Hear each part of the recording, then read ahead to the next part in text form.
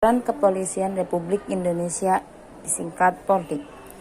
Ada tentunya sering sekali bertemu dengan anggota kepolisian.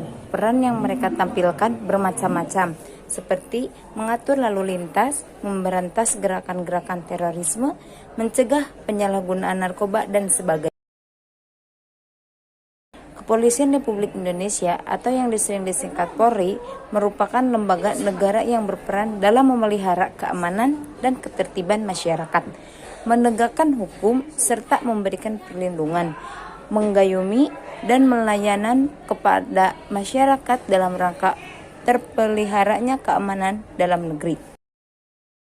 Selain itu, dalam bidang penegakan hukum, khususnya yang berkaitan dengan penanganan tindak pidana sebagaimana yang diatur dalam KUHP, Polri sebagai penyidik utama yang menangani setiap kejahatan secara umum dalam rangka menciptakan keamanan dalam negeri. Pasal 16 Undang-Undang RI Nomor 2 Tahun 2002 tentang Kepolisian Republik Indonesia telah menetapkan kewenangan sebagai berikut.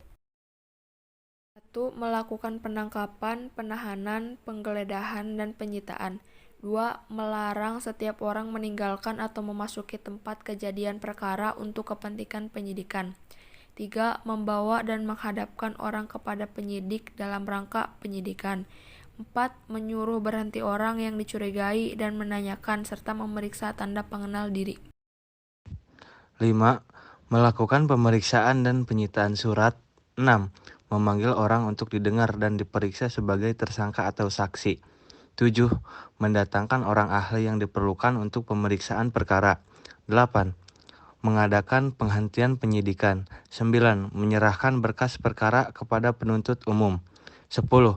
Memberikan petunjuk dan bantuan penyidikan kepada penyidik pegawai negeri sipil, serta menerima hasil penyidikan penyidik pegawai negeri sipil untuk diserahkan kepada penuntut umum. 11. Mengadakan tindakan lain menurut hukum yang bertanggung jawab, yaitu tindakan penyelidikan dan penyidikan yang dilaksanakan dengan syarat sebagai berikut. Yang pertama, tidak bertentangan dengan suatu aturan hukum.